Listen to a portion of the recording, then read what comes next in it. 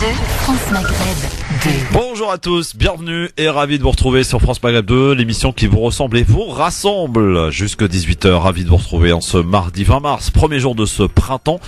Tant attendu, mais le froid est encore perceptible. On peut simplement le ressentir en sortant dehors, tout simplement. Bienvenue à tous, en tout cas, soyez les bienvenus. Vos appels pour vous exprimer sur les différents sujets proposés dans le cadre de Libertad. Bienvenue à tous sur France Maghreb 2, c'est parti pour le LGF avec aujourd'hui, pour nous accompagner, Osinras, Nasser Lajili qui seront avec nous. Bienvenue tout le monde, voici le sommaire de cette émission de ce mardi 20 mars. Le Grand Forum avec Christophe Roux sur France Maghreb 2. Au programme de ce grand forum, le conseil présidentiel des villes annoncé par Emmanuel Macron il y a quelques mois s'organise. Plusieurs personnalités dont l'humoriste Yacine Bellatar y ont été nommées. Maroc, le budget qui sera consacré à l'organisation de la Coupe du Monde 2026 ne demandera aucun effort financier supplémentaire de l'État. Ce mardi, les députés voteront le retrait des associations cultuelles de la liste de la haute autorité pour la transparence de la vie publique, le lobbying religieux n'existera donc plus officiellement. La question LGF, faut-il mettre des amendes à Facebook pour qu'il supprime les commentaires racistes? C'est notamment ce à quoi réfléchit le gouvernement. Pour les réseaux sociaux, une amende suffisamment dissuasive pour les responsabiliser. D'accord ou pas avec cette idée? Vous répondez sur Facebook France Maghreb 2 ainsi que sur Twitter LGF officiel. Sans oublier, et pour terminer, le Libertad en fin d'émission, bien entendu. LGF, le grand forum, merci d'être avec nous en direct sur votre radio jusqu'à 18h avec monsieur Osinras. Comment est-il, monsieur Osinras? Moi ça va toujours, quand je vois Nasser, il vient d'arriver, j'ai le sourire, ça y est. Ah oui, salut Nasser, comment ça va? Installe-toi. Ça va très bien, Christophe. Et toi Christophe, comment ça va? Jamais on te demande. C'est vrai ça, ça va. Mais écoute, il va bien, impeccable. C'est bien, ça me fait plaisir. Quand vous êtes là, écoutez, c'est formidable. Soyez les bienvenus, messieurs, dames. Je vous reparle évidemment de ce concours. Peut-être que monsieur Osinras n'est pas au courant, mais le LGF est à la recherche du futur talent de la radio. Et à ce titre, eh bien, si vous êtes âgé de 15 à 19 ans et que vous souhaitez être à la place de Osinras ou de Nasser Lajili, eh bien, vous allez peut-être pouvoir le faire en concourant, donc en nous envoyant une vidéo de 1 minute dans laquelle vous vous présentez, nom, prénom, âge, ville, numéro de téléphone, etc. et vous présentez ce sur quoi vous aimeriez vous exprimer. Avec un petit avis tranché que vous pourriez nous faire.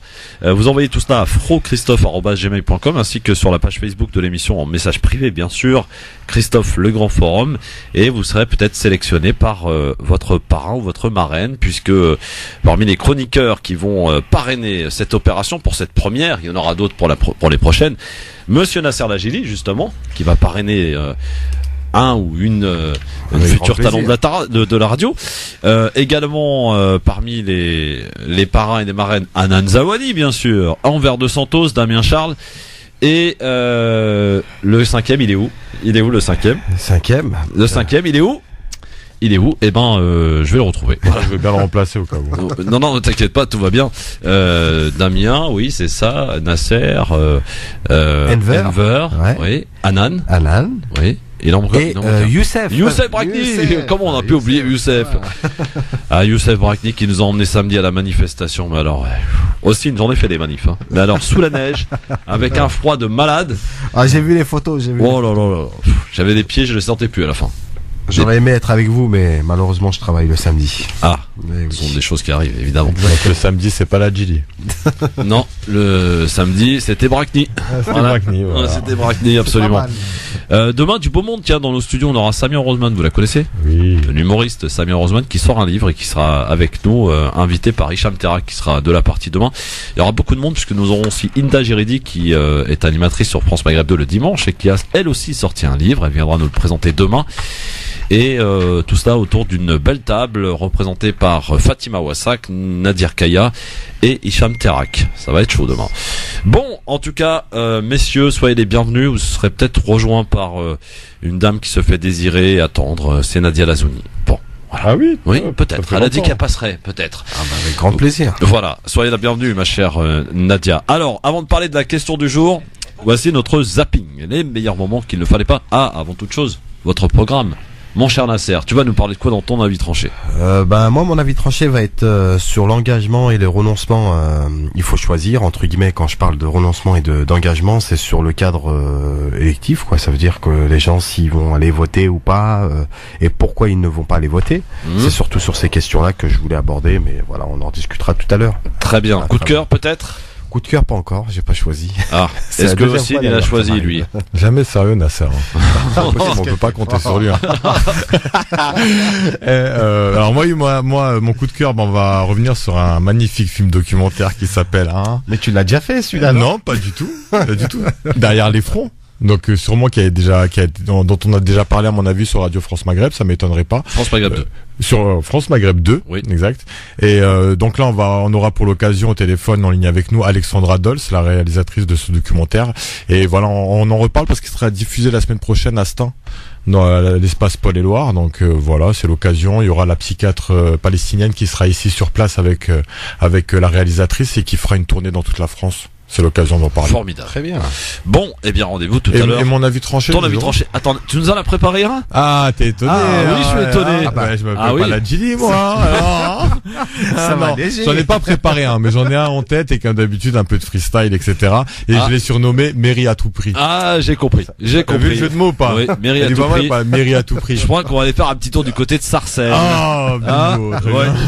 J'ai l'impression, en tout cas. Bon. Le zapping, c'est les meilleurs moments qu'il ne fallait pas rater à la télé et à la radio. Et on va commencer ce zapping, messieurs, avec, Mahmoud Abbas, le président de l'autorité palestinienne. Bon, illégitime, faut bien le dire, mais bon. Traite de fils de chien l'ambassadeur américain à Tel Aviv. Je vous jure que c'est vrai, écoutez.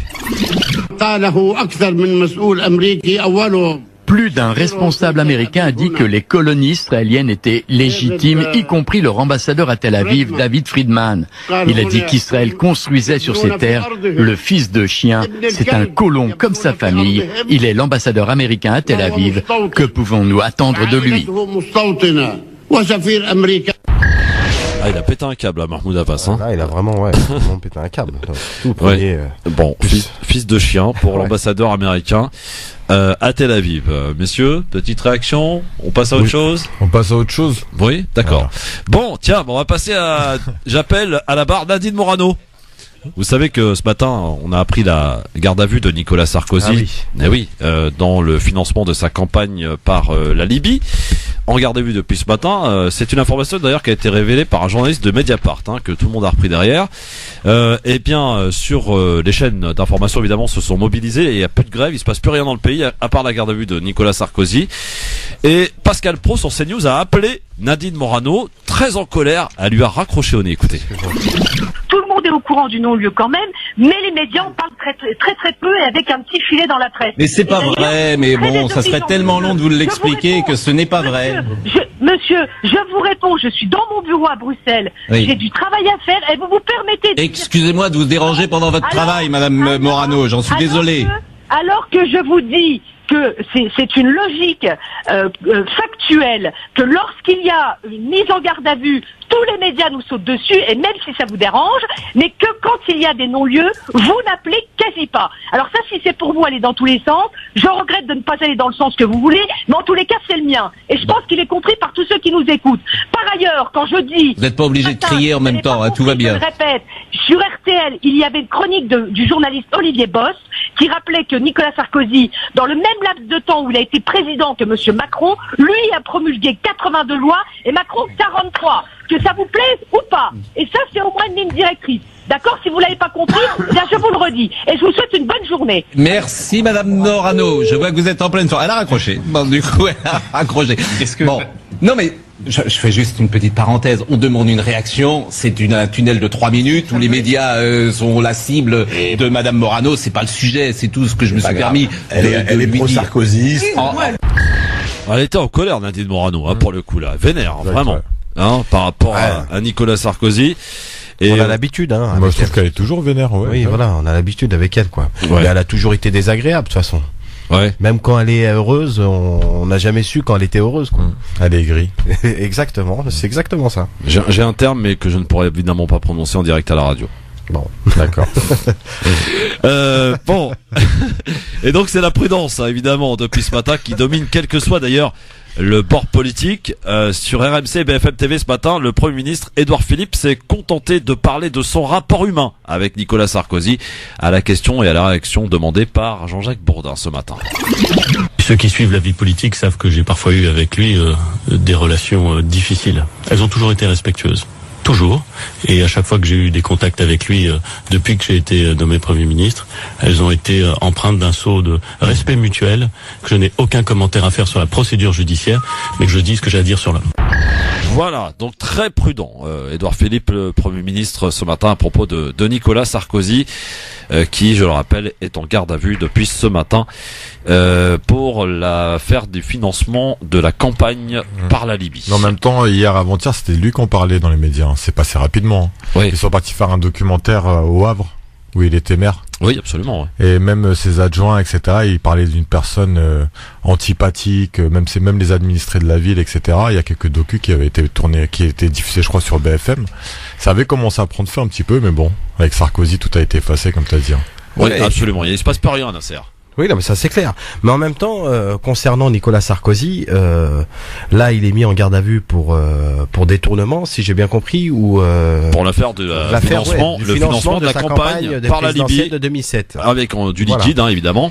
Ce qui est marrant dans tout ça, c'est que on va condamner, et il sera peut-être, je pense sûrement qui va être condamné par rapport à ce financement, mais il faut peut-être aussi rappeler, il ne sera pas condamné sur les crimes de guerre qu'il a pu faire en Libye. Exact. Et ça, c'est ça qui me révolte le plus, parce qu'il y a eu quand même des morts, il y a eu des gens qui ont subi cette guerre, et d'ailleurs aujourd'hui on n'en entend pas parler, et comme si que c'était normal en France qu'on parle que du financement et non pas du reste. On parlait des dégâts collatéraux. Exactement. Hein, toute la migration et les difficultés des migrants qui souffrent là-bas, etc. Sont pas que uniquement sur les affaires d'esclavage, hein, mais la migration tout ce qui se passe en Syrie, c'est vraiment dur. Hein. Exactement. Absolument. En Syrie, en Libye. En Libye, excusez-moi. Oui. Bon, voilà pour Édouard Philippe en tout cas, c'était ce matin chez nos confrères de BFM TV, RMC. C'est au Musée national de l'histoire de l'immigration à Paris qu'Édouard Philippe a présenté hier matin le nouveau plan de lutte contre le racisme et l'antisémitisme. Alors si le nombre de faits haineux a reculé en 2017 pour la deuxième année consécutive, les statistiques ne tiennent pas compte de ce qui se passe sur les réseaux sociaux. Le Premier ministre veut donc s'attaquer en particulier au déferlement de haine sur Internet et rendre plus responsables les plateformes comme Facebook ou Twitter. Écoutez ce qu'il a dit hier matin. On ne me fera jamais croire, mesdames et messieurs, que les réseaux sociaux seraient des espaces hors sol. Tout ce qui est publié et diffusé en France est publié et diffusé en France et doit donc répondre aux lois de la République. En général, c'est le moment où je m'énerve. Reconnaissez avec moi qu'aujourd'hui, il est plus facile de faire retirer une vidéo de retransmission en direct d'un match de football sur les réseaux sociaux qu'une atteinte antisémite ou raciste. Et bien, ce que je vous propose, c'est qu'on y aille et qu'on aille voir ça au niveau européen. Voyons ça avec l'Europe. Portons ce combat. Portons-le vraiment. Comme on l'a fait sur les travailleurs détachés. Je ne me résigne pas à l'idée scandaleuse qu'une ligue de football aurait plus de succès avec des réseaux sociaux que le gouvernement français. Voilà, c'était donc Édouard Philippe, le Premier ministre du gouvernement qui va modifier sans attendre d'ailleurs la loi française avec à la clé de fortes amendes pour obliger les réseaux sociaux à retirer plus vite les propos haineux. Alors petite réaction, d'ailleurs c'est l'objet, c'est la question du jour que l'on vous pose d'ailleurs aujourd'hui, où faut-il mettre des amendes à Facebook pour qu'il supprime les commentaires racistes. C'est notamment ce à quoi réfléchit le gouvernement. Donc pour les réseaux sociaux, une amende suffisamment dissuasive pour les responsabiliser. D'accord ou pas avec cette idée Ossine, d'accord ou pas? Franchement, on va revenir encore au même discours comme à chaque fois. Je pense que ça va donner lieu à une justice à deux vitesses encore une fois. Il a fait un petit lapsus, il commence par antisémitisme et en plus il appuie bien sur ce mot-là plus que sur le mot racisme. Je trouve que déjà l'extérioriser du racisme lui-même, déjà c'est une forme de racisme. Donc c'est débile. Et moi je sais très bien où ça va mener. C'est à la française. Hein. Les seuls messages, oui, mais en France les seuls messages messages qui vont être réellement condamnés et où ils vont mettre vraiment le point là-dessus, ça va être exclusivement et franchement où ils vont mettre vraiment beaucoup de force, ça va être sur les messages antisémites. Et je suis tout à fait d'accord d'ailleurs, hein. Mais le reste va être négligé encore une fois. Quand tu vas trouver dans des débats, même des discussions sur des groupes où il y a des Maghrébins qui sont racistes des Noirs, ou des groupes communautaires noirs qui font l'inverse, etc. Sans parler des trolls, hein, les personnes qui se font passer pour des origines pour envenimer les choses. Tout ça, ça va être laissé. Même les messages, les pages racistes des groupes extrême droite, il y en a plein sur Facebook et personne ne fait rien. Mais moi, je rejoins complètement ce qui vient d'être dit par Hussein. Effectivement, faut-il peut-être rappeler que Christiane Taubira a été victime aussi de racisme via les réseaux sociaux par une membre du Front National. Oui. Mais en même temps, moi, la vraie question que je me pose, c'est de savoir qu'est-ce qu'on appelle par antisémitisme. Si c'est critiquer la politique d'Israël, ça devient de l'antisémitisme. Là, par contre, ça m'inquiète. C'est ce qui va se passer. Bah oui, c'est pour ça que, pour moi, je peux. Je rappelle que Facebook a passé les accords avec Israël. Oui, mais c'est pour ça que je pose toutes la réflexion, elle vient là. Pourquoi on parle pas d'islamophobie? Pourquoi on parle pas de tous ces points-là? Bah, il suffit d'aller voir le printemps républicain, on va bien trouver quelque chose de dégueulasse, hein. Voilà, exactement. Notamment. Quoi qu'il en soit, d'accord ou pas, tiens, tu peux aller faire un petit tour pour nous. Je vais aller faire un tour. Facebook, Twitter, pour voir un petit peu comment ça se passe. Pour voter évidemment d'accord ou pas sur Facebook France Maghreb 2, sur Twitter LGF officiel bien sûr, en nous appelant aussi au 01 40 33 9000. Est-ce que vous êtes favorable à ce que l'on mette des amendes pour supprimer les commentaires racistes, les commentaires orduriers sur Facebook, sur Twitter, des amendes donc pour inciter, j'allais dire, les réseaux sociaux en particulier donc Facebook et Twitter à prendre leurs responsabilités, d'accord ou pas. Vous répondez Facebook France Maghreb 2, LGF officiel sur Twitter 01 40 33 9000 pour nous donner votre avis qui nous intéresse bien sûr. Alors qu'est-ce que ça donne sur mon téléphone déconne. Ah merde. Désolé, alors. Hein, il est aussi fatigué que Nasser. Nasser, qu'est-ce qu'il a, Nasser? Je suis malade aujourd'hui, donc. Bon, vous êtes docteur, venez nous apporter quelques remèdes pour Nasser Lajili. Il est mal. Il est mal, le man. Aide-moi, Oussine. Je vais t'aider, je suis toujours là, je suis trop altruiste comme mec. Il est fort. Minutes. Ah oui, incroyable. 01 40 33 9000 bien sûr pour nous donner votre avis. Faut-il oui ou non mettre des amendes à Facebook, Twitter pour les inciter à supprimer rapidement les commentaires racistes? Eh bien, vous nous appelez pour nous donner votre avis. C'est vrai qu'il y a quand même, sans faire de distinction et sans nommer qui que ce soit, il y a quand même des commentaires vraiment dégueulasses sur Internet. Ça circule librement, c'est tranquille. C'est pas j'allais dire, ils condamnent plus, ils enlèvent plus facilement les commentaires à caractère sexuel que les commentaires à caractère raciste. Et en particulier, il y a une définition qui est faite, il y a une préférence, j'allais dire, dans le commentaire racisme. Alors tout ce qui est antisémite ou tout ce qui est anti-juif, parce que pour moi, il n'y a pas de deux racismes, il y en a qu'un. Il est dégueulasse, d'où qu'il vienne et à qui il s'adresse. Donc, en commençant par là, c'est vrai que dès que ça touche évidemment une certaine communauté, alors là c'est tout de suite supprimé. Par contre, on voit régulièrement des insultes anti-islam, anti-arabe, anti-noir, ça ne gêne absolument personne, notamment sur Twitter. Hein. C'est assez violent par moment. C'est clair. Donc voilà, peut-être qu'il serait peut-être temps de non plus hiérarchiser, mais de mettre tout le monde à égalité pour le coup, parce que un raciste reste un raciste, voilà, tout simplement. C'est clair. Alors sur Facebook, il y a 86% de oui. D'accord.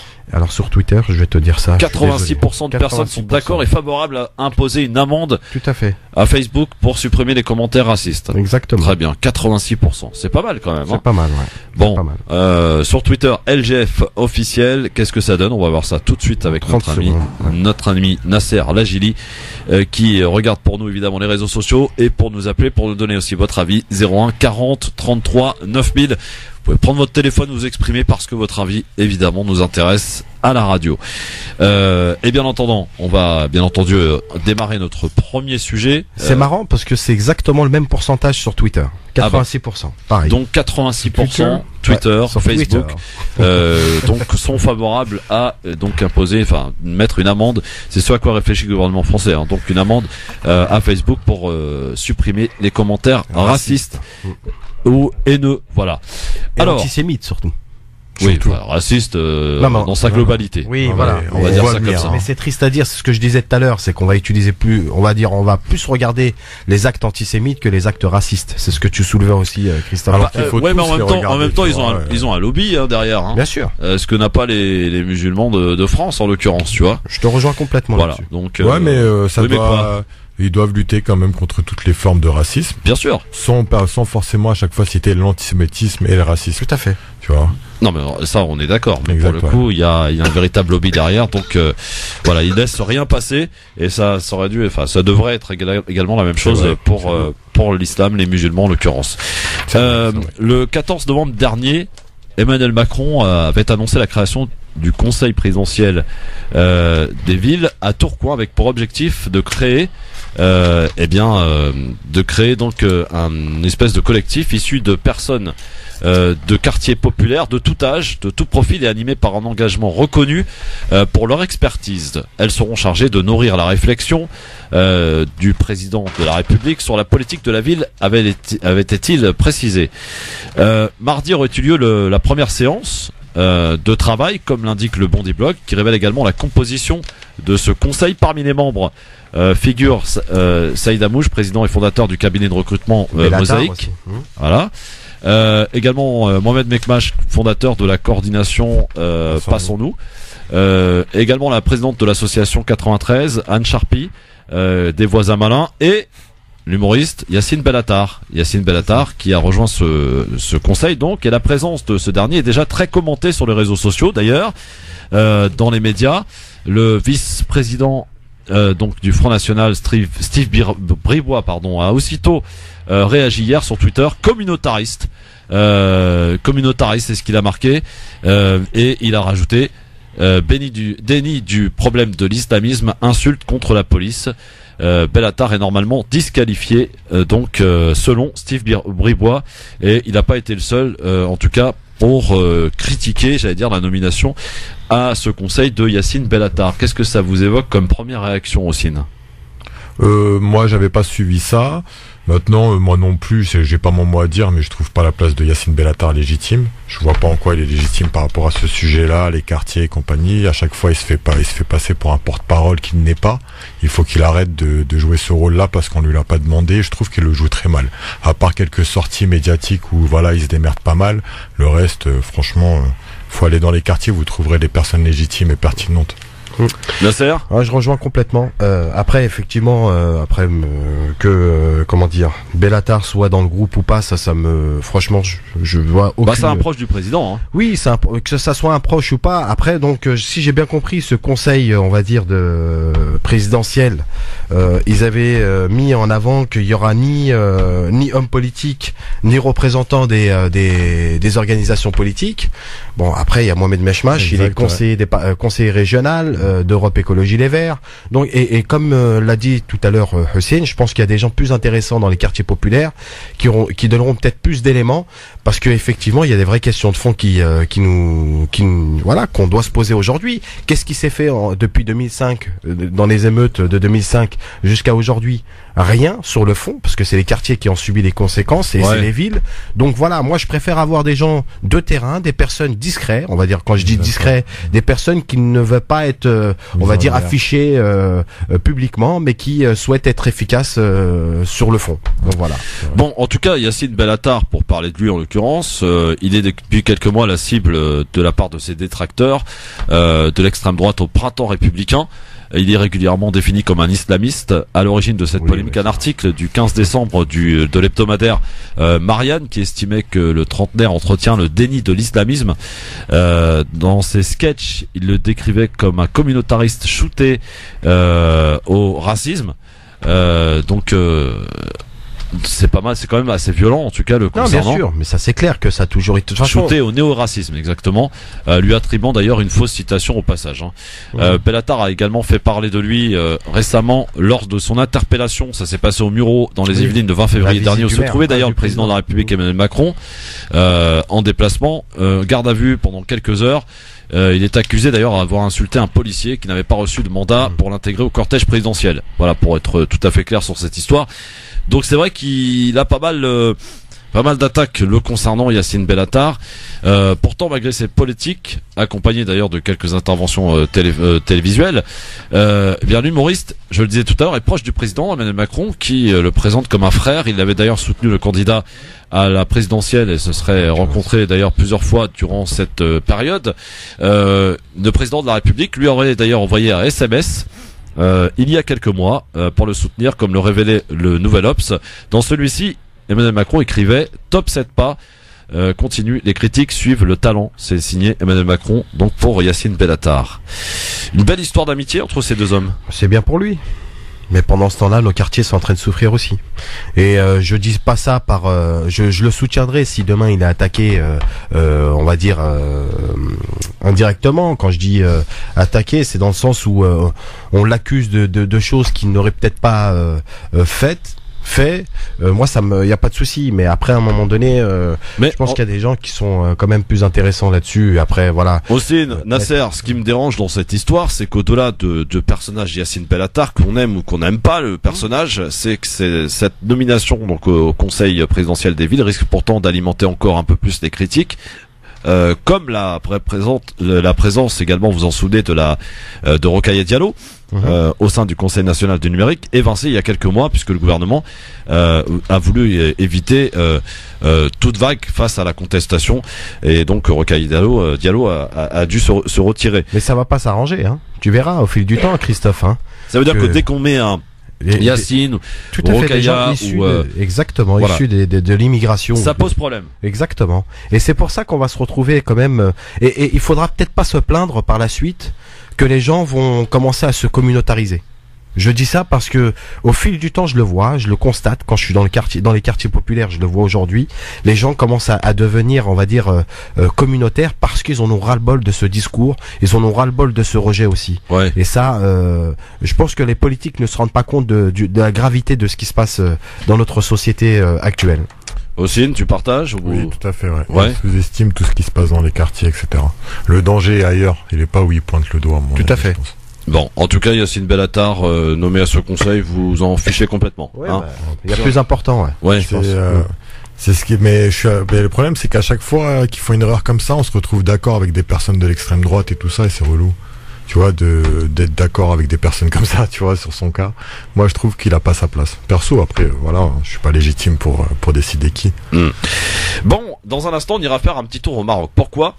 Parce que vous savez que le Maroc candidate pour l'organisation de la Coupe du Monde de football de 2026. Et ils ont sorti les gros moyens. Hein. Le Maroc, selon le président donc de ce projet, qui a fait une conférence de presse la semaine dernière, en fin de semaine dernière, il a dit que ça ne coûtera quasiment rien à l'État marocain. Le secteur privé ayant financé en grande partie ce projet, avec l'installation, la rénovation, la construction également de nouveaux stades et quelques villes qui reviennent. On vous expliquera tout dans un instant. Est-ce que pour vous, eh bien, ça vous paraît fiable l'organisation d'une Coupe du Monde au Maroc, une Coupe du Monde de football pour 2026 ? Eh bien, on en reparle avec vous, mais juste auparavant, tiens, on va commencer par Hossein, tiens, oui. Pour son avis tranché dans un instant. Ah, d'accord. On pourra commencer par le coup de cœur parce que. Comment ça par le coup de cœur? Bon, vas-y, je te fous le bordel dans le conducteur aussi. J'expliquerai pendant la pub. D'accord. Bah alors, à ce moment-là, on va commencer par Nasser alors, puisque voilà. D'accord. On commencera par notre ami Nasser Lagil qui va nous proposer de s'engager. Désolé pour le conducteur. Hein. Oui, non. Excuse auprès de lui. J'ai l'habitude avec vous, inquiétez pas.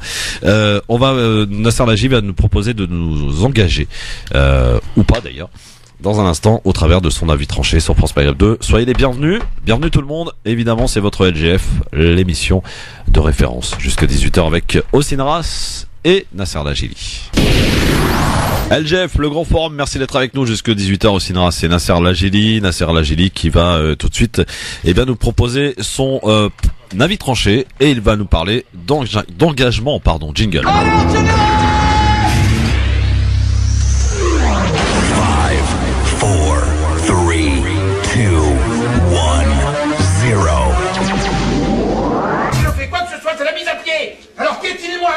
Engagement selon Nasser Lagili pour son avis tranché de ce mardi. Exactement, le titre c'est s'engager ou renoncer, il faut choisir. Aujourd'hui j'ai choisi de vous parler d'engagement et d'abstention aux élections. Les décisions qui impactent notre vie quotidienne et en même temps l'avenir de nos enfants sont prises par des responsables qui sont élus, notamment au niveau municipal et local. Mais élus de plus en plus mal, c'est-à-dire par de moins en moins d'électeurs puisque l'abstention ne cesse d'augmenter. Alors pourquoi cette abstention ? Non pas par manque d'intérêt pour les affaires publiques ou par dépolitisation, mais plutôt par manque de sincérité et de crédibilité de nombreux candidats qui se présentent aux élections. Il y a donc un vrai problème d'offres politiques qui correspondent aux réelles attentes des électeurs. Face à cette situation, il y a donc une nécessité incontournable. Il faut que beaucoup plus de citoyens qui ne sont pas satisfaits ou convaincus par les candidats, qui convoitent leur suffrage et qui ont des idées et veulent faire avancer la collectivité, s'engagent eux-mêmes sur le terrain politique. D'abord au niveau local, en étant eux-mêmes candidats. Il n'est pas question pour moi de culpabiliser les électeurs. L'abstention est un phénomène grave, mais le manque d'engagement des citoyens, le repli individualiste sont des phénomènes plus préoccupants encore. Car, sans un sursaut collectif pour s'engager dans l'action politique, le pouvoir restera de plus en plus entre les mains des personnes déresponsabilisées, déconnectées de la société, incompétentes, et notre société ne cessera jamais de se dégrader si nous restons spectateurs. Voilà Christophe. Merci Nasser, c'est efficace, court et voilà, ça va à l'essentiel. Justement, tiens, ça a peut-être interpellé notre ami Osinras. Oui. C'est important. C'est super important. J'ai vu que tu étais très attentif. Exact, super attentif toujours. Et de toute façon, Nasser, je te fais confiance. Donc, non, mais pourquoi je dis ça ? Parce que Christophe, ce qu'il faut savoir, et Houssine, bon, après j'apprends rien à Houssine parce que je sais qu'il est sur le terrain. On constate que dans des communes comme où j'habite, dans ma propre commune, on constate qu'il y a plus de 50% d'abstention. Donc on sait qu'aujourd'hui nos politiques ne sont pas forcément représentatifs réels de nos communes. Et quand je dis commune, et pourquoi ? La vraie question, c'est de savoir pourquoi tous ces gens-là ne vont pas les voter. Et parfois, on se pose des vraies questions. Est-ce que c'est par dégoût de la politique générale ? Peut-être que oui ou non, on ne sait pas. Est-ce que parce que les représentants qui se présentent à des élections, ils sont à l'image de ce qu'on attend, on ne sait pas. Donc voilà, c'est pour ça que j'ai aussi dans cet avis tranché proposé aussi à des gens, je veux dire, je pense que c'est important aux concitoyens de se présenter eux-mêmes pour qu'ils aient aussi une ligne politique qui les intéresse. Bon, après l'action c'est très bien. Après l'engagement il peut être différent aussi. L'engagement il peut être par l'action, l'engagement associatif, l'engagement de faire aussi au pied des immeubles des actions qui changent localement les choses. Et il y a des personnes que je comprends quand ils disent que je laisse la politique loin de moi et moi voilà je fais mes petites actions, j'essaie d'aider les gens, de faire les choses pour changer le quartier ou mon environnement. Donc toutes les formes elles sont acceptables et voilà. Non mais c'est clair. Aussi tout à l'heure ton avis tranché, tu nous parleras d'une ville, en l'occurrence. Oui, exactement, je parlerai de Sarcelles. Dans un instant, dans la prochaine partie de l'émission, on va un peu modifier le conducteur par faute d'indisponibilité du coup de cœur de Houssine Ras. Je te propose de l'accueillir, elle est avec nous en ligne. Exactement. C'est Alexandra Dolz, réalisatrice du film documentaire Derrière les fronts. Je vais la laisser se présenter. Bienvenue à vous. Bonsoir Alexandra. Bonsoir. Bonsoir. Bonsoir. Vous m'entendez bien ? Oui, on vous entend bien, Alexandra. Bien. Alors, présentez-nous ce film. Du coup, moi, je suis la productrice et la réalisatrice de ce documentaire qui s'appelle Derrière les fronts, résistance et résilience en Palestine. Et c'est un documentaire sur la question des conséquences psychologiques de l'occupation pour les Palestiniens et les Palestiniennes et leurs outils et ressources pour résister et résilier. Et le personnage principal et conducteur du film, c'est une psychothérapeute palestinienne qui s'appelle le docteur Sama Jabbar. Et voilà, c'est une espèce de film, une sorte de road movie, à la fois dans la Palestine, dans la terre de Palestine, en rencontrant des personnes qui témoignent elles-mêmes de leur expérience, de leur vécu et de leurs ressources pour faire face à l'occupation. Voilà, donc un road movie dans la terre et dans nos esprits. Comment vous est venue l'idée de réaliser un documentaire comme celui-ci ? C'est quelque chose qui a mûri. En fait, clairement, ce documentaire prend racine dans le documentaire précédent que j'ai réalisé, qui s'appelle Moudjahidat, qui est sur des engagements de femmes dans la guerre de libération de l'Algérie. donc au sein du FLN-ALN. C'est un documentaire qui s'est réalisé il y a une dizaine d'années, et dans le cadre de l'enquête pour ce documentaire, j'ai découvert les travaux de Frantz Fanon. Alors je suis sûre qu'il y a des auditeurs et des auditrices qui doivent connaître ce psychiatre antillais, anticolonialiste. Et voilà, en fait, je suis à la fois tombée sur ses travaux pour parler de l'Algérie, et c'est au même moment où je tombe sur les écrits donc de cette psychiatre palestinienne, le docteur Sama Jabber, qui est aussi écrivaine et qui, par ses chroniques, a cette approche commune avec Fanon de dire voilà, il n'y a pas de décolonisation possible sans décolonisation des esprits. Ouais, très bien. Et ça, j'ai trouvé que c'était une approche très très forte, très puissante, et qui permet de renouveler le regard et notre compréhension aussi sur ce qui peut se passer en Palestine, et voir peut-être même ici et maintenant en France. Exactement. Alors moi, pour ma part, je ne savais pas que vous aviez fait le lien avec Frantz Fanon. Moi, je l'avais fait en lisant le synopsis de l'histoire, etc. Et vraiment, quand on voit que vous traitez justement avec Samar Jabr, justement cette psychiatre, psychothérapeute, les dommages psychologiques de l'occupation israélienne, c'est tellement un sujet rare que on a vu très rarement. On l'a vu souvent justement presque uniquement dans les écrits de Frantz Fanon, ce lien entre la colonisation et les impacts psychologiques. Et moi, j'ai trouvé ça très pertinent. Est-ce que vous pouvez nous parler justement de cette tournée en France, je crois, en France du documentaire? Alors bon, du coup, principalement en Île-de-France. D'accord. En fait, voilà, il y a le premier livre du docteur Jabber qui sort en librairie le 22 mars, et c'est une sélection de ses chroniques. Elle est écrite depuis la fin des années 90 en anglais, enfin dans de la presse américaine ou anglaise, mais ces travaux sont traduits en français. Et là, il y a une sélection de ces chroniques qui ont été choisies pour les aspects d'être au carrefour justement du psychologique et du politique. Et moi, clairement, c'est des textes qui ont inspiré la démarche du film, et voire même, si vous avez l'occasion de voir le film, l'écriture même du film. D'accord. Parce qu'il y a une sorte de tissage de morceaux de ces chroniques. Et du coup, elle est présente en France quelques jours pour des présentations en librairie de son livre, et aussi une projection débat des projections débat du film en ma présence et celle de Sama. Et notamment, je crois qu'il y a des gens de Stein sur le plateau. Peut-être je me trompe. Ouais. En fait, justement, on voulait parler des différentes diffusions qu'il y aura en Ile-de-France, dont surtout la prochaine qui est mercredi prochain, le 28. Exact. D'accord, à l'espace Palais-Loire. Ouais. Ok. Donc du coup, tous les détails, vous pouvez les retrouver sur. Il y a le site du film qui s'appelle Derrière les fronts le film.fr. D'accord. Et le Facebook Derrière les fronts le film, Derrière les fronts le livre. D'accord. Et voilà, il y a les détails. Est-ce qu'il y a une chaîne de télé éventuellement qui se sont approchés de vous pour éventuellement diffuser ce documentaire, ou pas du tout?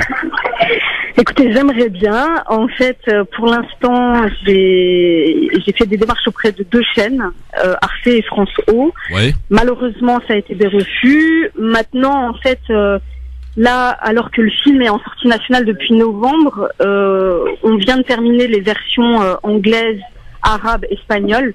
Donc, on va travailler un peu sur la diffusion internationale du film. Et moi,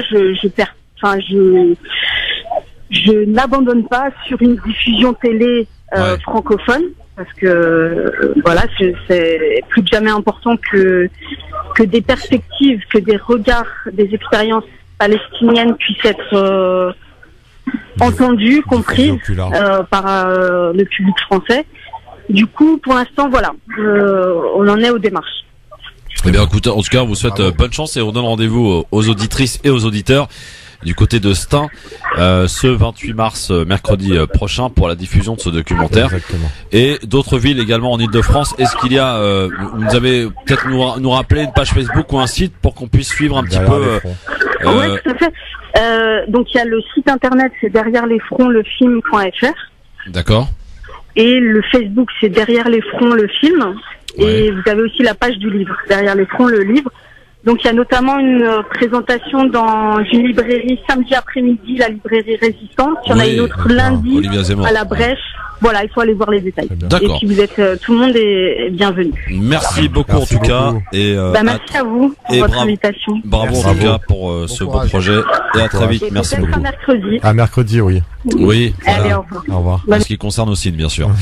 Voilà, pour ce documentaire, sympa aussi. Merci pour cette découverte. Hein. Et c'est à voir, hein, vraiment à voir. Ça se passe à Stein, chez toi. Et pour ceux qui rateront, bien sûr, il y aura une tournée francilienne avec la présence justement de la psychothérapeute psychiatre Samar Jabre, qui est justement l'héroïne de ce film documentaire.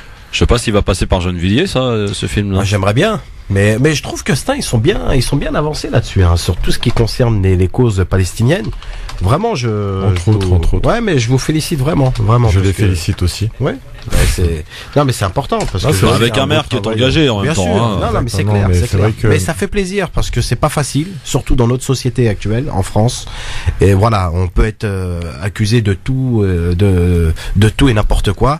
Et je trouve que c'est assez courageux pour une ville comme Stein de s'engager sur ces causes-là. On va pas mentir, il y a un programme culturel qui est très riche et divers à Stein. Et dont la lutte palestinienne est diffusée à travers plusieurs canaux, hein, que ce soit des documentaires, des expos, des manifestations dans des centres culturels et d'autres luttes aussi. Hein. D'ailleurs, on rappelle que le maire de Stein a été sommé d'enlever la banderole. Alors, pour petite précision, oui. En fait, ce qui lui a été demandé, c'est de retirer les termes qui étaient inscrits en dessous. En fait, c'était demander la libération de Salah Hamouri et de tous les prisonniers politiques palestiniens. Oui. Et c'est ce qui lui avait été reproché. Aujourd'hui, devant la mairie, on peut retrouver la même banderole sans l'inscription en dessous, mais avec une phrase qui est remplacée. Donc, en fait, maintenant, il y a écrit soutien aux prisonniers Salah Hamouri. Voilà, on demande la liberté de Salah Hamouri, comme le demande le président de la République.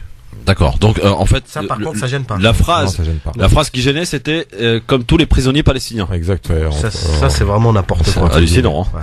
Voilà. Ouais, exactement. Bon, en tous les cas, il a pas baissé les bras. Asdin Taibi, et il a obtenu, j'allais dire quelque part aussi une satisfaction. Donc, on continue de voir ce soutien affiché devant la mairie de Stein. Comme on a pu voir un soutien affiché à Gilad Shalit pendant des mois et des mois, en grande pompe, devant la mairie. Oui, Ingrid Betancourt devant la mairie de Paris, ça n'a gêné personne, et tant mieux d'ailleurs. Gilad Shalit qui était un soldat, rappelons-le, hein, quand même. Bon, voilà, 2 poids 2 mesures encore une fois, mais bon, on commence à avoir l'habitude depuis tant d'années. À nous peut-être de nous mettre une belle gifle et de s'organiser à un moment ou à un autre. Je ne sais pas ce qu'il va falloir pour que les musulmans s'organisent dans ce pays, mais je ne sais pas. Bon, en tout cas, tous les défenseurs, au-delà des musulmans, des défenseurs de la justice et de la Palestine. Parce que la Palestine, rappelons-le, ce n'est pas le combat des musulmans, c'est le combat de tous ceux qui sont pour la justice. Exactement. Et suite à une injustice, voilà, exactement. Suite à une injustice, tout à fait. Parce que dans les comités de soutien à la Palestine ou etc., il y a évidemment pas que des musulmans. Et heureusement d'ailleurs. Alors, on va rappeler la question du jour. Je vous la rappelle, faut-il mettre des amendes à Facebook pour qu'il supprime les commentaires racistes? C'est notamment ce à quoi réfléchit le gouvernement français. Pour les réseaux sociaux, une amende suffisamment dissuasive pour les responsabilités. D'accord ou pas avec cette idée? Vous votez toujours, et le score est identique quasi sur Facebook et sur Twitter. Facebook pour voter France Maghreb 2, Twitter LGF officiel, et en nous appelant si vous le souhaitez au 01 40 33 9000. Ne t'étouffe pas, Nasser, on a encore besoin de toi.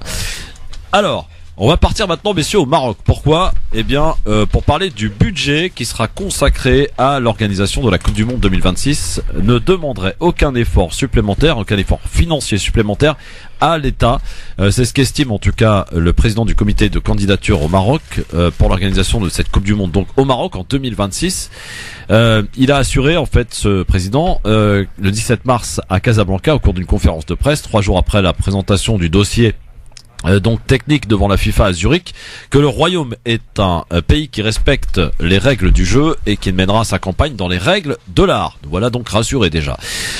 Sur les exigences du dossier de candidature, le président du comité a expliqué qu'il ne s'agira pas de tordre le cou à la stratégie de développement économique et social définie par les pouvoirs publics, mais il est plutôt question d'adapter les conditions de la FIFA aux orientations nationales.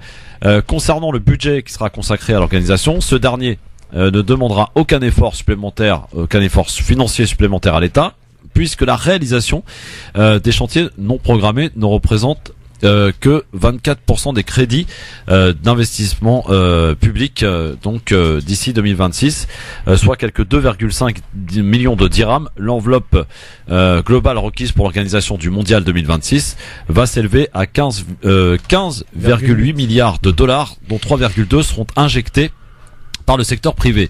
Le président a également mis l'accent sur les acquis qui seront concrètement précisés en matière d'infrastructure, d'emploi et de dynamique globale si le Maroc viendrait à être désigné. Il s'agit entre autres de la construction de 21 hôpitaux aux normes internationales et 130 sites d'entraînement, ainsi que la création de 110 000 emplois. C'est une aubaine pour le Maroc, messieurs, que l'organisation de cette Coupe du Monde 2026. Le projet est présenté et je vais vous le détailler dans un instant. Est-ce que, selon vous d'abord, le Maroc est en capacité, selon vous, d'organiser ce mondial de foot en 2026 ? Il est en concurrence d'ailleurs avec les États-Unis, hein. Bien sûr, elle a les possibilités de le faire, je pense. Après, on se rappellera de l'annulation au dernier moment de la CAN. Si je me souviens oui, bien. Oui, absolument. Là, c'était à cause de la maladie, là. Comment ça s'appelle? Ebola. L'Ebola. Ouais. Voilà, exact, les risques d'Ebola, etc. Donc là, c'était le bon moment pour faire leurs preuves, etc. pour la suite. Donc là, c'est une grande surprise, mais moi, je pense vraiment qu'ils ont les épaules solides. En tout cas, en tant que création d'infrastructures, de mise à disposition des effectifs, pour organiser tout ça, etc. Moi, je pense qu'ils vont être au top. Après, les problèmes sécuritaires et autres, je sais pas. Mais sur l'organisation de tout ça, je pense qu'ils peuvent le faire. 01 40 33 9000 pour nous donner votre avis sur la candidature du Maroc à la Coupe du Monde 2026. Nasser, avant de te donner la parole, je vais quand même détailler les stades, enfin les chantiers qui sont proposés. Concernant les stades qui devraient abriter les matchs du mondial, le Maroc a formulé 14 propositions à la FIFA, qui n'en retiendra d'ailleurs que 12 au final. Les stades se répartissent en 3 catégories. Les stades rénovés ou à agrandir sont au nombre de 5 et se trouvent à Marrakech, Agadir, Fès, Tanger et Rabat. Deuxième catégorie concerne la construction de 4 nouveaux stades, dont 2 à Casablanca, Oujda et Tétouan. Enfin, le Maroc a proposé 5 stades modulaires qui seront donc abrités à Ouarzazate, Meknes, El Jazida, Nador et Marrakech. 2 stades. Ces enceintes ultra modernes, l'architecture raffinée, sont conformes aux exigences de la FIFA et laisseront un héritage fort, on va dire, adapté aux besoins et aux spécificités de chaque ville. Le concept de stade modulaire posé pour certaines enceintes sportives permettra notamment de créer des espaces au-delà de cette Coupe du Monde afin d'en faire bénéficier l'ensemble de la population ou des populations évidemment. Le choix des villes, toutes situées à moins de 550 km de Casablanca, idéalement connectées en termes de transport, très important, offrira les meilleures conditions aux joueurs et aux supporters et il permettra de limiter l'impact carbone inférieur aux Coupes du Monde précédentes avec un nombre d'équipes plus important. Alors Nasser, ce projet il est très alléchant vu sur la table, le dossier il est très sérieux pour l'attribution de cette Coupe du Monde 2026 au Maroc. Est-ce que ça te paraît jouable, toi? Non, ça paraît jouable et je pense que moi ça serait franchement une bonne nouvelle pour le Maroc. Ouais. Parce que voilà, en même temps, ça serait peut-être aussi la première Coupe du Monde en Afrique du Nord. Ouais. En même temps, je pense que aussi le Maroc a besoin aussi d'infrastructures qui soient adaptées pour le peuple. Parce que moi il va y avoir peut-être 21 hôpitaux qui vont être aux normes internationales, etc.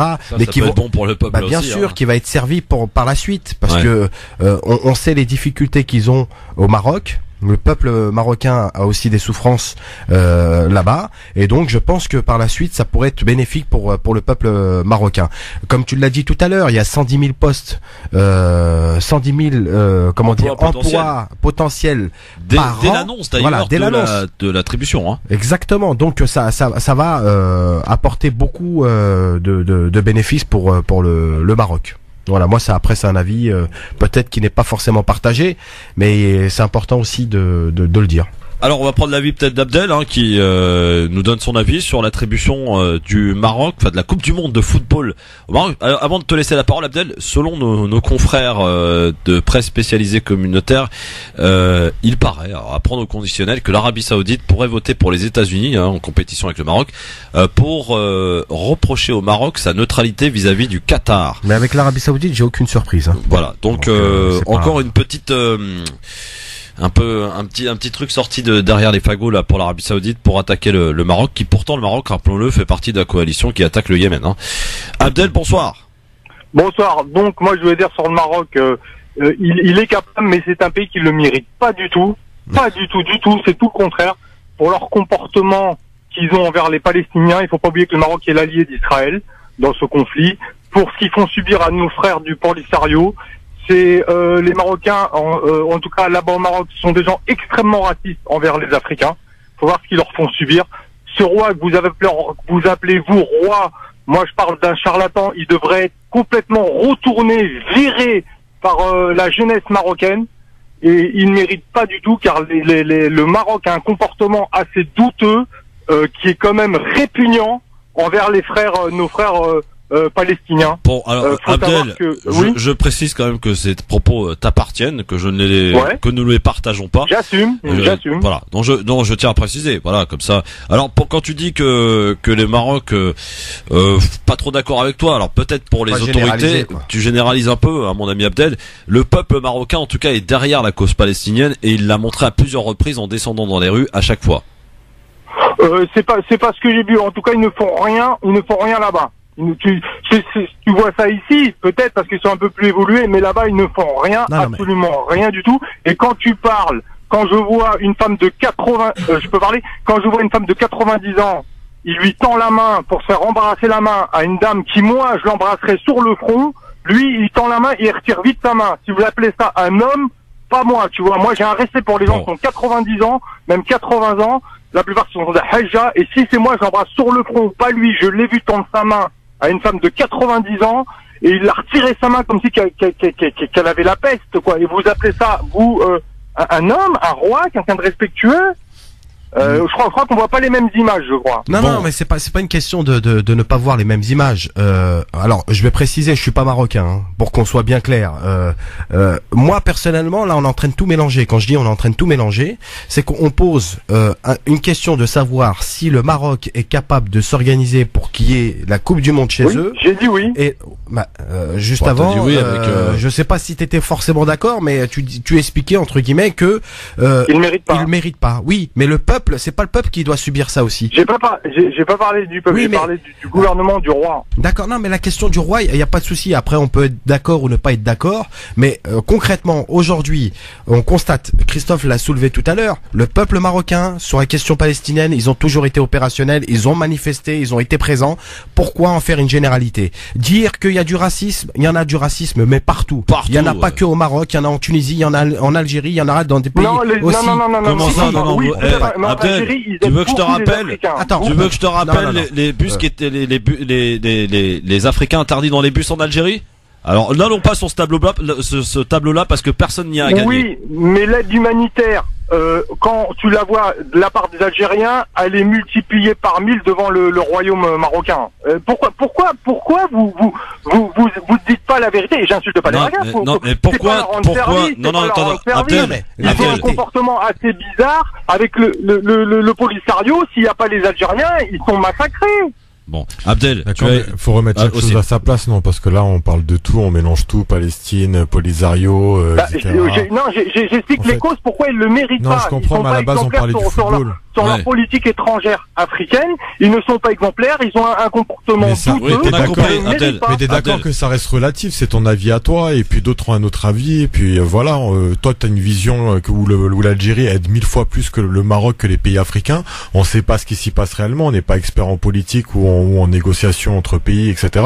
Faut pas parler comme ça d'avance sans connaître. Après, il y a des critiques sur le Polisario, par exemple, on peut en discuter, il y a pas de souci. On peut transformer ce que tu dis, là je serais d'accord. Peut-être que t'as prêché un convaincu. Oui, le Maroc, en ayant des problèmes comme on les connaît avec le Polisario, on devrait pas leur accorder une Coupe du Monde de football. Là, je suis d'accord. D'accord. Bon, merci Abdel. Voilà, c'est dans ce sens-là que je veux aller. Sa politique étrangère envers les Africains, on l'a sait, elle est très cruelle envers le Polisario. S'il n'y a pas les Algériens Polisario, ils seront massacrés. Ils sont massacrés. On a compris, Abdel. On a compris. Merci, Abdel. Ça s'arrête de se répéter, vous savez, c'est pas en répétant que ça rentrera plus dans les oreilles. Cette organisation de Coupe du Monde, ça peut être un moyen de pression, ou en tout cas de faire discuter les différents, encore une fois, les différentes institutions maroco-polisariennes, parce que la Coupe du Monde, on la veut vraiment dans un pays. Peut-être que le Royaume est prêt à mettre sur table certaines... C'est surtout un nouvel exemple, malheureusement, de division stérile et débile. Mais je suis complètement d'accord avec toi. Je trouve ça honteux, franchement honteux. On tombe toujours dans le même panneau. Là, peut-être qu'on est arrivé à un... C'est le nationalisme exacerbé, comme d'habitude. Est-ce qu'on peut pas faire lien, justement, ces dernières semaines avec la Corée du Nord et la Corée du Sud, qui, dans le cadre d'un Jeux Olympique, arrive, même si c'est hypocrite et pas réellement, vrai. En tout cas, il y a eu des belles avancées, des belles images. Là, on recommence à négocier autour d'un événement sportif. Est-ce qu'on pourrait pas voir la même chose dans le cadre de la Coupe du Monde au Maroc? Et là, ce serait un grand point, une réelle fête africaine. À ceux qui disent le Maghreb uni, on est loin, c'est une utopie. Moi, je reste utopiste et je reste... Oui. Bon, allez, à tout de suite dans un instant, on va voir si t'es toujours utopiste concernant cette ville dont tu vas nous parler dans un instant, au travers de ton avis tranché. À tout de suite. France Maghreb 2, France Maghreb 2. LGF, le grand forum, vous avez compris, c'est la liberté qui s'opère aujourd'hui, enfin tous les jours d'ailleurs au quotidien dans cette émission. Chacun donne son avis, parfois un petit peu tranché, à l'image de cet auditeur Abdel. C'est son avis évidemment, et voilà, il ne sert à rien non plus d'en faire un débat houleux là-dessus. En tout cas, vous pouvez réagir tout à l'heure, notamment dans le cadre de Libertad, et répondre à la question et ne pas faire de hors-sujet.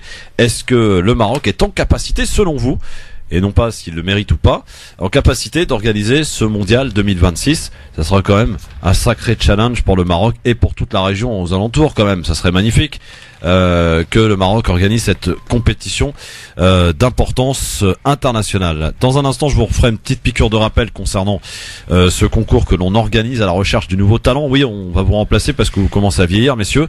Donc on recherche des nouveaux talents et des jeunes talents âgés de 15 à 19 ans. On en reparle dans un instant, mais pour l'heure, Monsieur Osinras va nous parler d'une ville. 5, 4,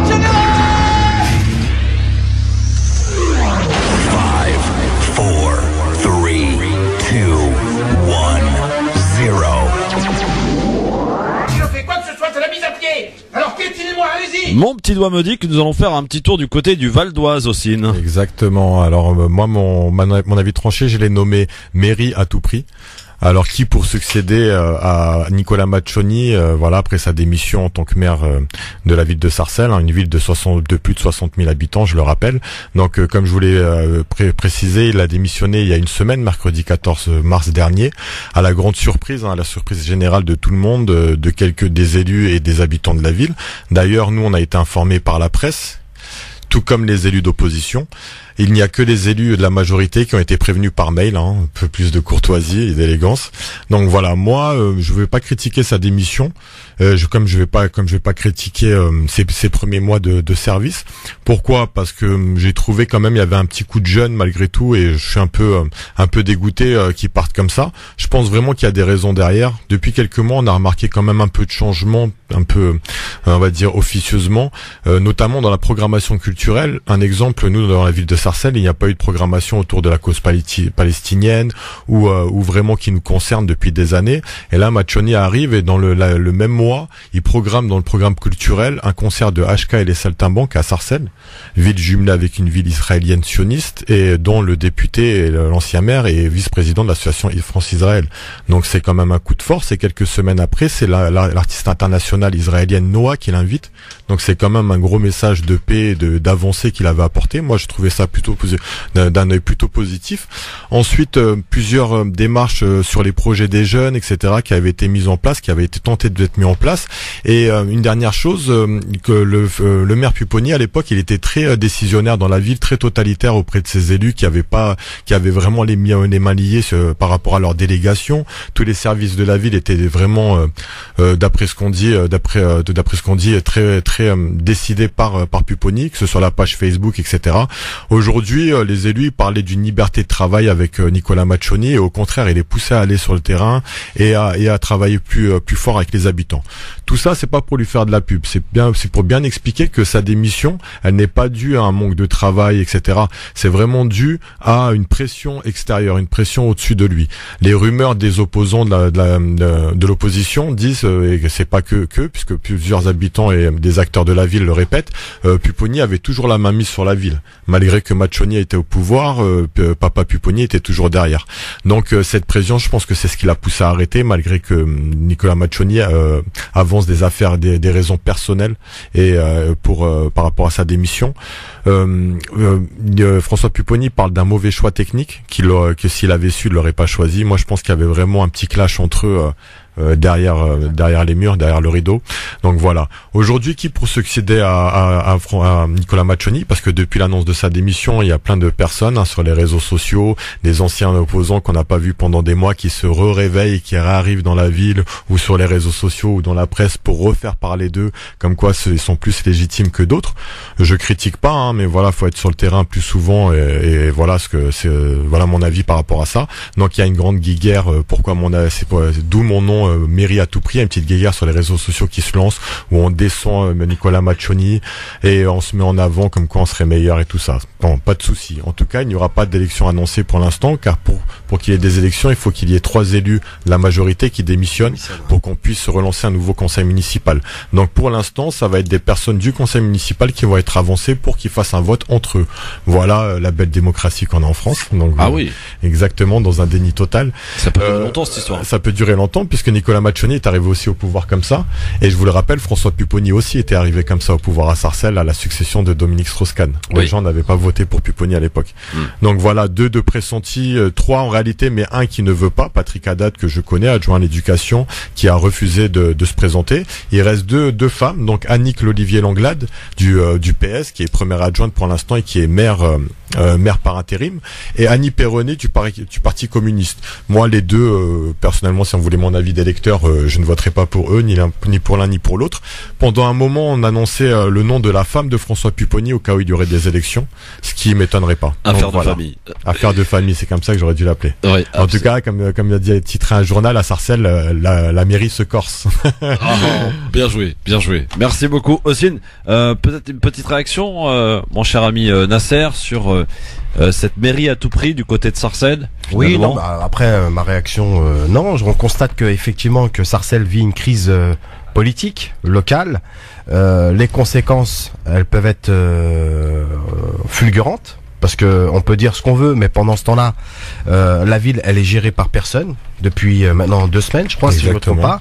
Donc voilà, on est vraiment face à une crise et ça peut, par contre, diviser aussi une majorité municipale quand on vit une démission comme ça du jour au lendemain. Et je pense sincèrement qu'il y a dû avoir une pression derrière. Donc, mais par contre, j'ai vu qu'il y avait le Parti communiste a fait alliance avec Pupponi, si je me trompe pas. Nous, depuis, moi, j'ai grandi avec toute la gauche qui est ensemble derrière Pupponi. Nous, on n'a pas réellement de parti d'opposition dans la ville. Il faudrait peut-être leur proposer de faire un vœu en faveur, en demandant la libération de Salah Hamouri, peut-être à Sarcelles, ça serait intéressant. C'est pas le même parti communiste, tu te trompes. Oui, non, mais c'est pour ça que je te pose la question. Donc, voilà, ça permettrait de faire. Vos réactions, évidemment, si vous le souhaitez, 01 40 33 9000. Peut-être vous, habitants de Sarcelles, pour nous dire si vous partagez cet avis tranché de notre ami Ossine Ras, bien sûr. Alors, je vous en parlais de ce concours à la recherche du futur talent, parce que nos papis de la radio commencent à vieillir et il va falloir commencer à peut-être les remplacer par la jeunesse, bien sûr. À ce titre, à l'occasion des vacances scolaires, Ossine, Nasser, nous organisons une semaine spéciale, un concours à la recherche du futur talent de la radio. Vous avez des ambitions de devenir journaliste, chroniqueur, reporter ou que sais-je encore. Eh bien, l'occasion vous en est donnée d'être à la place justement d'Ossine, de Nasser, mais aussi de tous les autres, tous ceux qui sont aux commandes du LGF en tant que chroniqueur. Eh bien, en nous envoyant une petite vidéo de présentation d'1 minute dans laquelle vous donnez votre nom, votre prénom, votre ville et tout ce qui vous concerne, et dans laquelle aussi vous nous détaillez le sujet que vous souhaiteriez aborder et ce pourquoi vous le faites d'ailleurs. Vous l'envoyez à Christophe, c'est FROT, Christophe@gmail.com ou en message privé sur la page Facebook de l'émission Christophe Le Grand Forum. Vous avez jusqu'au 11 avril pour envoyer vos vidéos et ensuite vous serez contacté le 14 avril donc par votre parrain ou votre marraine. Vous serez parrainé par un des chroniqueurs au cours de cette semaine spéciale.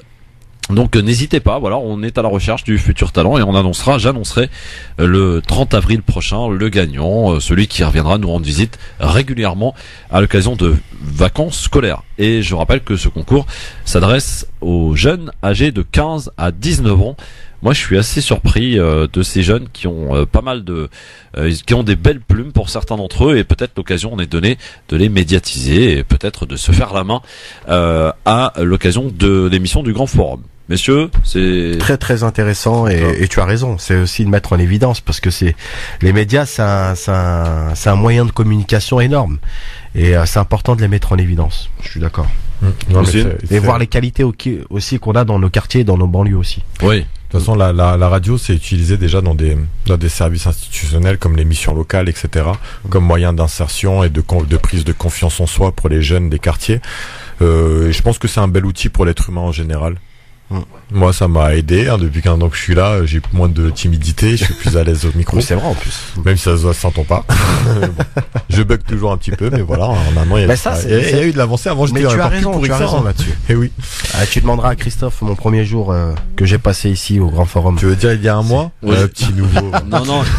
C'était au mois de novembre quand même. Si tu veux que je te rassure, il y a eu pire. Non, tu me rassures. Voilà. On va prendre un appel du côté du standard. On va entamer notre troisième et dernier sujet. Oula, je bug moi aussi, tiens. Samir de Champigny, salut Samir. Bonsoir Christophe, ça va, vous allez bien? Ça va très bien Samir. Qu'est-ce qui t'amène Samir? Bonsoir à vos invités aussi, au monsieur qui est avec vous. Bonsoir. Je viens de prendre l'émission en route. En cours, quoi. En fait, je suis un peu révolté sur la mairie de Champigny, je voudrais la dénoncer cette mairie. Allô? Oui, à chacun sa dénonciation, à chacun sa mairie. Qu'est-ce qui se passe à Champigny? Parce que je suis déçu par la mairie de Champigny, je vais même les attaquer dans pas longtemps. Parce que j'ai fait une demande de logement social et à chaque fois on m'envoie bouler, on me dit qu'il y a des réfugiés à loger avant vous, alors que nous ça fait 47 ans que je suis en France, mes parents ont combattu pour la France, c'est pas qu'on est des harkis chez nous, mais on a fait plein de choses pour la France et ils nous jettent comme des kelps parce qu'on est des maghrébins avec la barbe. Moi je les dénonce qu'ils sont ils sont anti-musulmans, ils nous aiment pas. Je dénonce la mairie de Champigny, vous êtes des racistes si vous m'écoutez là, vous m'écoutez, c'est Samir, je vous donne même mon numéro, convoquez-moi que vous voulez, je viendrai, je suis un homme moi. Vous êtes des traîtres, on vous demande un logement. Samir, pas sûr que ce soit la meilleure méthode pour obtenir un appartement. Dans les roues parce qu'on est des maghrébins. Je vous hais moi. Samir. Voilà les maires, tout ce qui est mairie, tout ça, je vous hais moi. Oui, bon. Samir, on se détend. Franchement, on se détend. Non, mais je pense qu'il, alors, moi, par contre, ce que je voudrais dire à Samir, s'il nous écoute, il ne faut pas monter les uns contre les autres. Même si demain il y a des réfugiés qu'on doit loger et qui doivent être mis dans des foyers, etc., il ne faut pas être contre cette idée-là, parce que c'est des êtres humains, c'est des personnes qui ont vécu aussi des misères pas possibles, qui ont traversé des pays pour venir et pour se sauver des guerres. Donc voilà, faut pas généraliser. Et effectivement, si vous voulez attaquer votre ville parce que tout simplement vous estimez que ils n'ont pas respecté les règles, que ça fait plus de 6 ans, 8 ans, 9 ans, 10 ans, 15 ans que vous avez fait une demande de logement, faites-le, il n'y a pas de souci, mais ne montez pas les uns contre les autres en disant on est en train de loger des migrants et de l'autre côté nous on est dehors avec notre demande de logement. Il faut pas faire de comparaison, on est en train de jouer sur l'image de ce que le Front National essaie de nous mettre sur le terrain. Voilà Samir, merci à toi en tout cas pour ton appel, mais je pense que c'est pas franchement la meilleure méthode pour obtenir un appartement. Bien sûr. Hein, si je peux me permettre, bien sûr. Voilà, 01 40 33 9000, vous êtes énervé aujourd'hui, qu'est-ce qui se passe là? Ah c'est tendu, c'est le froid peut-être. Moi et c'est le printemps, tu m'as dit. Les auditrices, venez adoucir un petit peu cette émission, parce que les mecs sont, je sais pas, ils sont vénères là. Hein. Ils sont tendus, ouais. Il y en a marre Christophe. D'accord. Voilà. Alors, troisième et dernier sujet sur France Maghreb 2.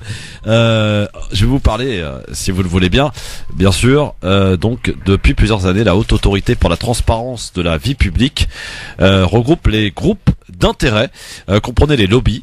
Depuis la loi sur la transparence en 2013, le gouvernement oblige donc la HATV à les répertorier, des groupes d'intérêt dans tous les domaines politiques, société, économie ou encore ONG, mais également depuis 2016, vous ne le saviez peut-être pas, les associations à but cultuel. Il y a à partir de ce mardi, les associations religieuses n'auront peut-être plus le droit d'être considérées comme des groupes d'intérêt. Le projet de loi sur le droit à l'erreur doit être voté par l'Assemblée nationale aujourd'hui même. et les articles de ce texte de loi, notamment l'article 38. Le gouvernement voudrait faire retirer de la liste des groupes d'intérêt les associations à but cultuel. Pourquoi ce changement de cap? Il y a de la part du gouvernement une volonté d'instaurer un climat de confiance dans les relations entre les pouvoirs publics et les représentants des cultes. C'est le porte-parole des évêques de France, Olivier Rignato Dumas, qui estimait en 2016 que dans le cadre des relations institutionnelles entre l'Église et l'État, nous ne défendons pas des intérêts particuliers, mais cherchons à poursuivre le bien commun. Autrement dit, si certains cultes, autrement dit aussi l'Église catholique, mettent tout en œuvre pour défendre un point de vue comme lors du vote concernant le mariage pour tous, ceux-ci ne veulent pas être considérés comme des lobbies. Selon cette loi qui va être votée aujourd'hui, enfin en tout cas cet article 38, les associations à but cultuel ne figureront plus comme des groupes d'intérêt. Est-ce que c'est une bonne chose, messieurs? Alors franchement, je t'avoue que j'ai pas du tout suivi cette affaire de.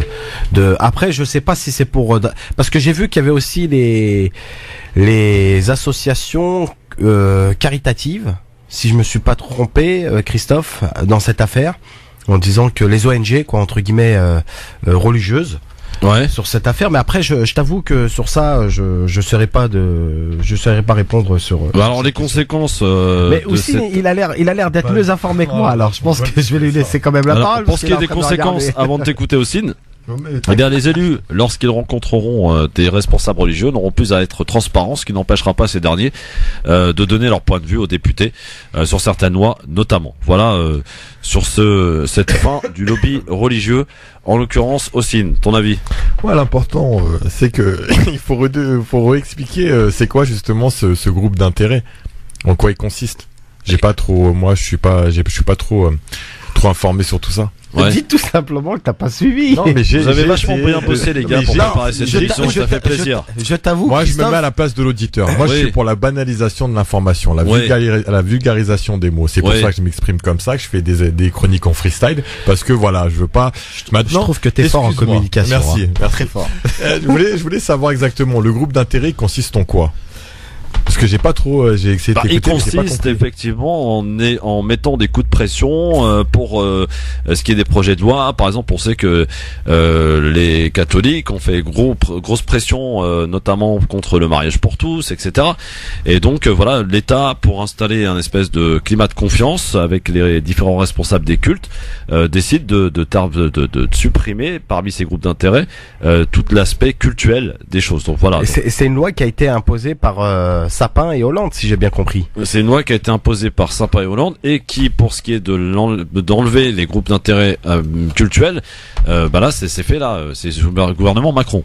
Enfin, Macron, Édouard Philippe. Mais je sais pas s'il va y avoir un impact réel sur cette loi, parce qu'on en avait déjà pas entendu parler.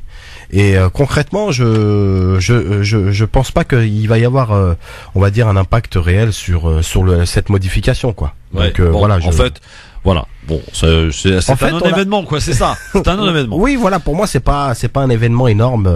D'accord. Voilà. Bon, mon cher Lami Nasser, tiens, puisque t'as la parole, est-ce que tu nous as trouvé un coup de cœur? Je t'avoue que non, Christophe. Ah. Mais je vais t'en trouver. Comment ça? Alors moi, tu sais, tu veux que je t'en souffle un? Vas-y, dis-moi. Ça commence par I. Non, mais après c'est plus son coup de cœur. C'est bah oui, Mais explique-moi, il y en a tellement des coups de cœur que. Exact. Ouais. Attends, je vais éteindre le micro.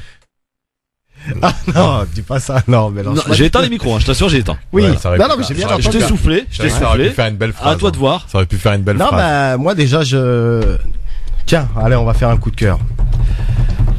Oh, je sais pas. Je sais pas faire du piano, j'aurais pu faire du piano, j'en aurais fait parce que je m'attendais à un coup de cœur romantique. Non, franchement, coup de cœur, bah ouais, bah après, je sais pas, coup de cœur. Bon, allez, peut-être à ma femme, tiens. C'est ce que je te dis depuis tout à l'heure. Non, mais j'ai bien entendu, t'inquiète pas. Oui. Bon voilà. Peut-être à ma femme, c'est-à-dire pourquoi peut-être? Tu sais que le mot peut-être va te coûter cher, mon vieux. Non, mais t'inquiète pas. C'est vrai qu'il a dit peut-être à ma femme. Moi, je l'aurais plus romancé. J'aurais dit, moi, j'ai qu'un seul coup de cœur dans la vie, c'est ma femme. C'est ma petite famille, voilà, avec ma femme et mon fils. Il y a pas une petite musique triste derrière? Attends, je vais trouver une musique triste. Arrête, tu vas les faire déprimer les auditeurs et auditrices. Attends, j'ai une petite musique triste. La musique de la route du paradis. Tu te rappelles, c'est un petit. Comment j'ai pensé à... Elle est où la musique triste? Allez là, voilà, tiens, vas-y Nasser. Tu veux que je dise quoi? Bah vas-y, ton coup de cœur. En plus t'as la voix pour, oh là là. Vas-y. Ladies and gentlemen. Nasser Lachili. Voilà. Je dédie cette petite musique à ma femme et mon fils, voilà. Oh là là, c'est mignon, t'aurais pu faire la larmichette. La larmichette. Bon, arrêtez les gars, soyons sérieux là. On est sérieux, attends. On essaye de te mettre un truc bien pour que tu sois bien accueilli ce soir à la maison, pour que t'aies un repas de ouf. Ça va. Mais si vous voyez là, il a le visage en sueur, il est rouge, il boit de l'eau, il arrive pas là, il bégaye, non, c'est trop. Il est mal le man, c'est ce qu'on peut dire. En plus, Hanan est en train de me charrier. C'est ça le pire. Hein, tu vois, Hanan elle aurait fait un truc de ouf, tu vois. Ouais. Bon. Tu vois, Ossine. Oui, moi j'aurais fait un truc de dingue. Ah ouais. Mais bon. À qui Le message subliminal est passé d'ailleurs, mesdames, mesdemoiselles. Il allait dire mesdames, messieurs. C'est un délire. Bon, je ne sais pas comment ça va se terminer. Je pense que la pub est bel et bien arrivée pour le coup. Sauvée par le gong dans un instant, messieurs dames. Libertad. Oui, vous allez pouvoir la prendre la parole. Et peut-être qu'une certaine Inès va nous appeler pour régler ses comptes. 01 40 33 9000. Soyez les bienvenus. Libertad, c'est dans un instant votre espace de liberté. France Maghreb 2. Vous êtes, messieurs dames, je tiens à vous le dire, de plus en plus à nous écouter. Ça nous fait plaisir parce que le Grand Forum, franchement, méfiez-vous des imitations. France Maghreb 2. LGF, le Grand Forum, l'émission pour la paix des ménages. On peut le dire. Excuse-moi Christophe, oui. Des petits messages de nos followers sur Facebook et Twitter, comme dirait Nasser Ladjili. Oui. Un petit message de Enver dos Santos qui nous dit Nasser Ladjili, qu'est-ce qu'il disait? Alors déjà, t'as tout faux parce que c'était sur WhatsApp et non pas sur WhatsApp. Oui, non mais c'est pour faire c'est pour faire bien. Il a tué ma présentation. Ah ouais, il a tué. Non mais parce qu'il veut me massacrer surtout, c'est pour ça que quelques retours de nos auditeurs sur Facebook, sur les réseaux sociaux. Bien sûr, parce que vous pouvez nous retrouver sur tous les réseaux sociaux, n'est-ce pas Christophe, le Grand Forum sur Facebook. Twitter LGF officiel, bien sûr. Évidemment, si c'est pas moi qui le fais, c'est pas Nasser. Hein. Bah oui. Voilà. Donc un petit message d'Enver, mais aussi de Hanan Zawani qui lui dit toute la semaine tu vas dormir sur le canapé. Donc c'est pas elle, sa femme, hein, je précise. Non, on précise, oui, absolument. Ouais. Sa femme, on va l'entendre dans quelques minutes, je pense. Quelques minutes, je pense. Oui, aussi. À mon avis, c'est chaud. Voilà. On espère. Libertad, absolument. Libertad 01 40 33 9000. Vous avez envie de prendre la parole, c'est maintenant. Je ne sais pas qui vous êtes, ni ce que vous allez nous dire. France Maghreb 2, bonsoir. Oui, bonsoir, c'est encore Samir sur Apigny. J'avais pas fini, moi, coupé, Christophe. Ouais, mais Samir, ça y est, on y va là, mon ami. On a bien compris ton message. Moi, je suis en train de parler, c'est un truc sérieux, c'est pas un truc Non, mais Samir, déjà d'une, on n'a pas dit que c'était pas sérieux, mais on a entendu le message, on l'a compris, y a pas de problème. Moi, je vais me sacrifier pour mes frères, moi. Je vais tirer dans leur gueule là-bas. Non, mais Samir, t'es un gros malade en fait. Non, mais franchement, il y a des problèmes. Ouais. Faut se calmer un peu, Samir, là. Je comprends que tu sois énervé, mais faut se détendre au bout d'un moment. Et j'ai envie de dire, ça se règle localement aussi. Puis calmement surtout. Avec diplomatie. Une radio nationale pour parler d'un problème de logement. Peut-être qu'à Champigny, ils ont, je veux pas faire l'avocat du diable, mais peut-être qu'ils ont défendu une centaine de cas ou qu'ils ont donné des logements à une centaine de familles en difficulté. Voilà, à chaque cas, il y a une autre manière de se battre. Mobiliser des gens autour de toi localement déjà. Monter à la mairie, faire signer une pétition si vous êtes plusieurs dans le cas. Mais voilà, si t'as pas les méthodes, c'est normal qu'on traite comme ça aussi. Samir, on se calme, ok? S'il te plaît, Samir. Allô, bonsoir. 01 40 33 9000 pour nous appeler. Libertad 01 40 33 9000 si vous avez envie de dire des choses sérieuses, hein, pour le coup. Attention Alexei, vous êtes sur une radio, on n'est pas dans un comptoir de café ici, hein, ok? France Maghreb 2, bonsoir. Voilà. Je crois que je pense que là aujourd'hui on a la totale. On a récupéré les auditeurs d'RTL, je pense, hein, ou d'une autre radio, je sais pas, mais faut faire quelque chose là. Hein. Faut se reprendre, les amis. 01 40 33 9000. France Maghreb 2, bonsoir. Oh là là.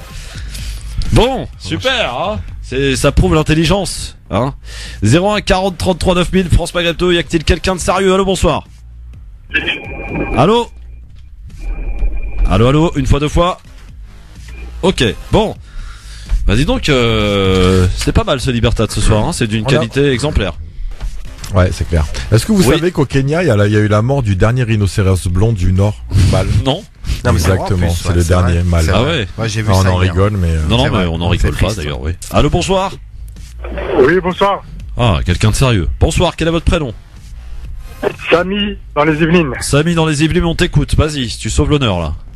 Ouais. Par rapport au Maroc, ils ont largement la capacité et en plus ils le méritent amplement. Oui. D'organiser la Coupe du Monde. D'accord. Et puis, je voulais te dire, personnellement, Christophe, t'es un bon. Tu sais être un médiateur avec avec les auditeurs que t'as là. Ouais, c'est pas facile, c'est vrai. En plus, il a raison. Et encore, tu connais pas les chroniqueurs. Ah non, tu savais. Je parlais par rapport à Abdel qui est complètement acté. Ah, on a perdu Samy. Samy? Allô? Ah, bon, il nous a fait le coup de la panne, là, du périph', du tunnel, etc. C'est dommage. Pour une fois, quelqu'un fait des compliments à Christophe, oh là là. Bon. Allô, bonsoir. Allô? Oui. Bonsoir. Ouais, c'est toujours moi. Ah, vas-y, on t'écoute. Alors, donc, vas-y, qu'on finit, en fait. Non, voilà, c'est juste pour dire que, voilà, que la Coupe du Monde, elle est méritée amplement par le Maroc, si toutefois il la gagne. Ouais. Ce que l'on espère. Merci beaucoup en tout cas, Samy. À très vite du côté des Yvelines.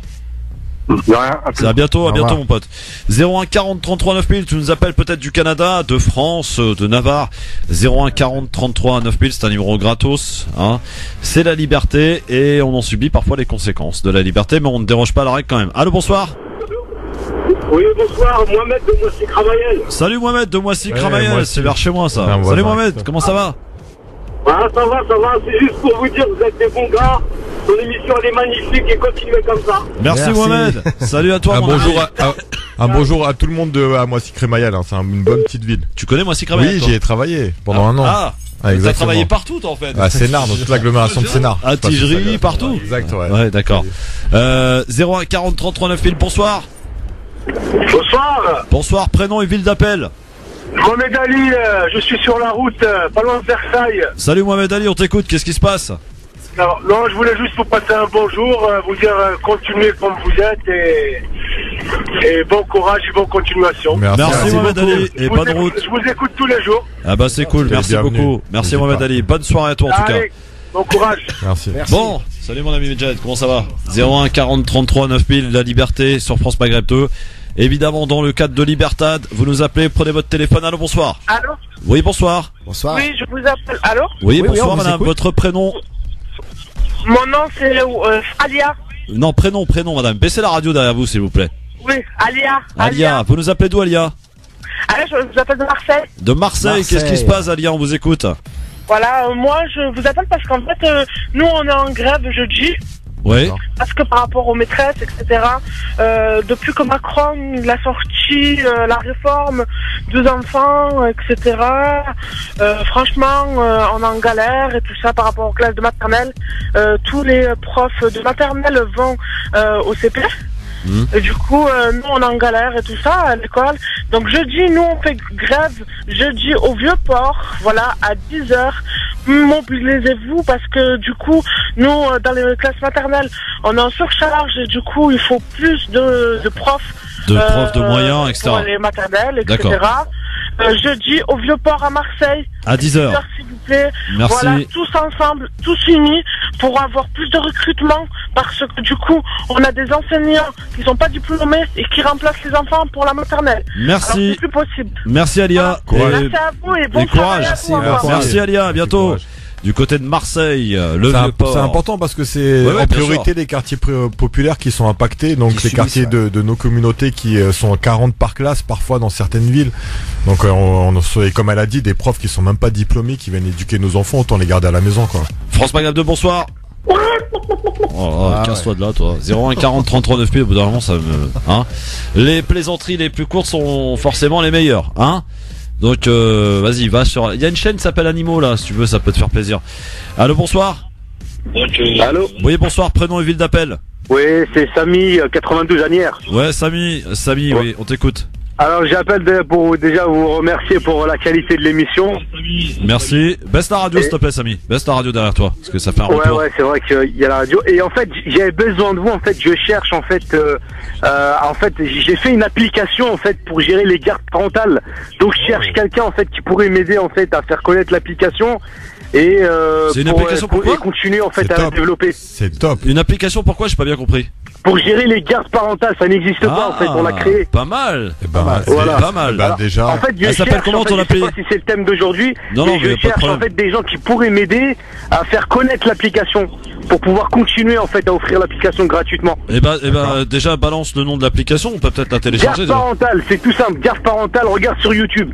Garde parentale. On peut la télécharger sur le Play Store ou Alors Apple Store. en fait, on est sur la partie en fait sécurité en fait. On D'accord. essaie de terminer la partie sécurité et elle sera gratuitement en fait directement sur le Play Store. Super, bah bravo pour l'initiative. Bravo à toi. En tout cas, Samy, merci beaucoup. Ouais, merci Christophe, mais t'as pas répondu à ma question. Bah si, Bah, j'ai laissez répondu. les auditeurs, Les ils peuvent appeler. ils peuvent Ouais, c'est appeler, surtout les éditeurs. évidemment, on les renvoie vers ta page YouTube, carte yes, parentale. yes, parfait, nickel, Voilà. merci, c'est ce que Qu'est-ce que tu veux que je fasse de Christophe. plus, mon Je ami, te moi remercie, hein. Je suis pas développeur d'application, sinon je t'aurais bien aidé, mon ami. Merci beaucoup, en tout cas, et bonne soirée, Samy. Merci, salut Christophe. Et ciao. bravo pour l'initiative, en tout cas, c'est bien quand vous créez des nouvelles choses comme ça, c'est parfait, bravo. Un petit dernier pour la route. Dernière, ouais. Je crois que t'as été sauvé, Nasser, aujourd'hui. Ah ouais, je crois vraiment. Allô, bonsoir. Allô? Oui, bonsoir, prénom et ville d'appel. J'habite à Montargis, je m'appelle Corentin. Salut, Corentin de Montargis, ça va? Ouais, ça va très bien. Mais, tu vas bien Christophe? Ça va et toi? Bah nickel, j'adore ce que tu fais, vraiment c'est génial. Eh ben, c'est sympa, merci beaucoup. Quentin ou Corentin d'ailleurs? Parce que Je Quentin m'appelle Coco, enfin tu peux m'appeler Coco. Coco, ouais, c'est Gérard Depardieu, Quentin de Montargis. Hein? Est-ce que tu peux passer une musique après? Je suis pas un jukebox, moi, les gars. Ma musique préférée, ça serait cool. C'est quoi ta musique préférée? Allah, il y a Baba. Allah, ya Baba. Ah, de Sidi Mansour. Ouais, Non, de basse, regarde sur YouTube, elle déchire. Ok, bon, on va chercher. On va regarder. Bisous les gars, je vous Salut, ciao. Vous êtes des gros malades. Elle est pas mal, ça. Coco de Montargis, Quentin de Montargis, Gérard Depardieu, c'est le film là. Je sais plus comment il s'appelle ce film d'ailleurs. Ah oui, excellent. Allez, petite dernière, allez, c'est pas grave. Allô, bonsoir. Oui, bonsoir, excusez-moi de vous déranger. Vous me dérangez pas, c'est la liberté, c'est chacun appelle, y a pas de problème. Ton prénom, ta ville d'appel. Ouais, merci beaucoup. En fait, je voulais juste vous dire, là, je travaille, je suis à mi-temps. Ouais. Et j'ai appelé partout pour trouver de l'aide. J'ai trouvé des... Comment on appelle? J'ai trouvé de l'aide pour... excusez-moi. J'ai trouvé du travail dans le sud de la France à plein temps. Ouais. Le triple de ce que je touche actuellement. Ouais. Et personne ne veut m'aider. J'ai même appelé le ministère qui m'a envoyé se balader ce matin. Mais t'aider à quoi? Je comprends pas. Pardon? T'aider à quoi? On comprend pas bien là. Je comprends rien, je suis désolé. Bah ouais, je sais, je sais pas où t'es là, mais on n'entend rien du tout. Voilà. Tu veux qu'on t'aide pourquoi exactement? Bah, je vous contacte juste pour savoir s'il y a du monde à Bayonne qui m'écoute. Je cherche un petit logement pas cher. Ah, d'accord. Pour que je puisse aller là-bas travailler à plein temps. Je demande ni argent ni rien du tout. Ok. Je demande juste un petit logement. Bah appelle les petites annonces tout à l'heure dans... Et après, je paye sur place là où j'habite avec ma femme et mes enfants. Je paye 700 €. Et le moins cher que j'ai trouvé à Bayonne, c'est 600 €. Ah ouais, c'est cher. Alors je cherche un petit chambre n'importe pour dépanner pour que je puisse après Inch'Allah ramener Ton numéro, perds pas de temps, ton numéro de téléphone. Pardon? Ton numéro de téléphone. Alors c'est le 06 01 Ouais. 84 32 37. Merci à toi, bon courage à toi pour ta recherche d'appartement et vous pouvez appeler d'ailleurs notre ami Medjed qui va débarquer dans un instant pour toutes ces petites annonces là, dans quelques minutes je crois, vers 19h, c'est ça Medjed? Ouais, 19h, c'est ça. Ouais, c'est toujours les petites annonces? Toujours, 1000% service. Ah oui, 1000% service, ça vend, ça... Voilà, et il paraît que dans l'émission ça cherche des meufs et des mecs. Ouais, des fois, ouais. Sérieux? Ouais, je t'assure. Bah mais Jared le premier, non? Ah non, c'est pas ma vie. Est-ce que l'animateur il cherche ou pas? Non, il cherche pas l'animateur. Non, il a trouvé lui. Bien sûr, je plaisante. Non, il cherche pas, ouais. Et peut-être que d'ailleurs notre ami Nasser va pas tarder à chercher. Ah, le salaud. Je sais pas, je dis ça, je dis rien aussi, je sais pas ce que t'en penses, mais... Ouais, je pense aussi. Ça sent mal. Surtout qu'elle a pas appelé pendant Libertad. Bon, s'il vous plaît. Non, elle est fâchée, S'il vous plaît. À mon avis. Oui, Nasser. Non, s'il vous plaît, restez calme. Tu pourras réécouter la rediffusion ce soir et penser toi-même de ta tu ta pourras prestation. constater par Exact. toi-même que nous avons essayé de te sauver l'affaire, mais bon, que tu t'es enfoncé tout seul. Tu t'es enterré tout seul, exact. Voilà. Ouais. Nasser Laji la semaine prochaine. Enfin, j'espère. En tout cas. J'espère. Ouais. Ossine, à très vite. La semaine prochaine, j'espère aussi, si je peux, sinon dans 2 semaines. C'est sûr, toi, par contre, que tu seras là la semaine prochaine. Non, c'est ça va, tu risques rien. Ah oui, non, moi oui. Oui, toi, t'es tranquille, toi. Ouais. Demain, du beau monde dans le studio. On aura Inda Geredi qui va venir nous présenter son livre L'âme du Ramadan, et Samia Roseman aussi qui sera avec nous pour nous présenter également son nouveau livre et nous parler aussi de son spectacle. Et 3 chroniqueurs qui seront avec nous: Nadir Kaya, Hicham Terak, et j'allais garder le meilleur pour la fin, Fatima Wassak. Bonne soirée. Du monde demain. Ah ouais, grave. C'est pas mal. Ouais. Le jour où t'es pas là, Medjed. Enfin, si, t'es là, à l'antenne. Ah oui. Oui, dis pas oui, voilà. Ah, je suis pas là. Ça, c'est de la radio fabriquée, ça. On n'est pas sur énergie ici. Hein. Allez, merci à tous. Bonne soirée à l'écoute de France Maghreb 2 dans un instant, l'excellent Medjed. Juste après le flash de 18h à 18h04. C'est bien France Maghreb 2. Bonsoir. Bonjour à tous. Après-demain, grande journée de mobilisation. Les appels à la grève se sont d'ailleurs multipliés depuis plusieurs jours. Les cheminots, les fonctionnaires, les contrôleurs aériens, les pilotes de Hop et ceux d'Air France le lendemain.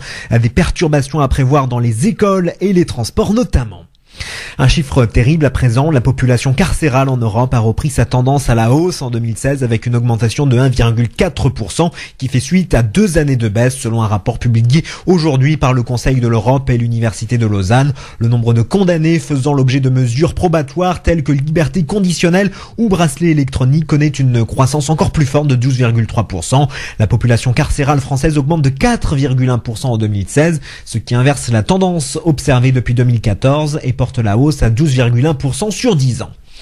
L'ancien chef de l'État Nicolas Sarkozy a été placé ce matin en garde à vue dans le cadre de l'enquête sur des soupçons de financement libyen de sa campagne présidentielle victorieuse de 2007.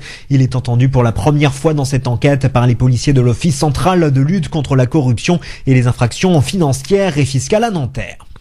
Un cri d'alarme avec les oiseaux qui disparaissent de nos campagnes. En 15 ans, non seulement un tiers des oiseaux de plaine a disparu de notre environnement, mais le phénomène s'accélère, avertissent 2 études, l'une du CNRS et l'autre du Muséum d'Histoire Naturelle. Si la diminution en cours est certes très préoccupante, elle n'est pour autant pas encore irréversible, mais ce changement nécessaire à la préservation de la biodiversité et de nos printemps ponctués de chants d'oiseaux doit passer par une collaboration étroite avec les agriculteurs dont les pratiques peuvent évoluer. Une fusillade dans un lycée du Maryland aux États-Unis à une centaine de kilomètres de Washington. 2 personnes ont été blessées, tout comme le suspect qui a été interpellé et hospitalisé. Selon une chaîne locale, les blessés ont été admis dans un hôpital à une quinzaine de minutes, sans préciser la gravité des blessures. France Maghreb 2, service, info, musique, divertissement.